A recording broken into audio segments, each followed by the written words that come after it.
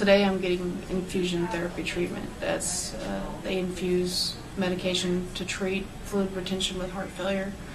And it's because if your body's not responding to regular oral medications, that's usually what they do. I went into the hospital a couple of years ago with pneumonia, and they heard an arrhythmia, and they diagnosed it that way after running a few tests and things like that. Okay. I have what's called genetic cardiomyopathy. It's passed down from my mother's bloodline.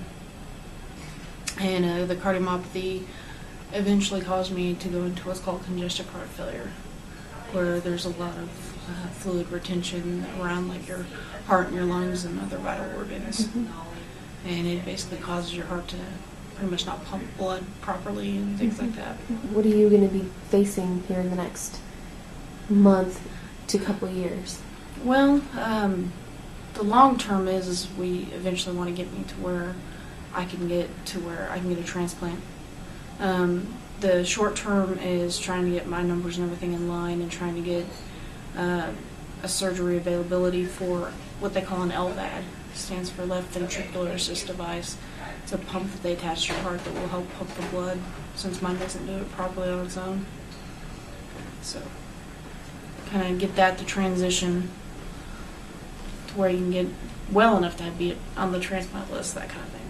My health requirements and restrictions and things like that, it's caused me to not be able to work right now.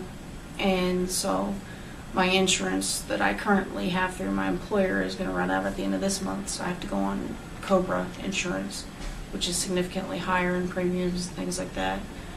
But, you know, we're trying to find ways to get it all paid, but, you know, Arvest is helping out a lot with that. They were my employer for almost 10 years, and they've helped out by opening what they call an Arvest Cares account. And some of my fellow employees and, you know, fellow coworkers, customers that I used to help, people are making donations and stuff like that. But you just find little ways to deal, you know. The problem is you can't focus on all the bad, because if you do, you'll never be happy. Yeah. And you got to find happiness in some way.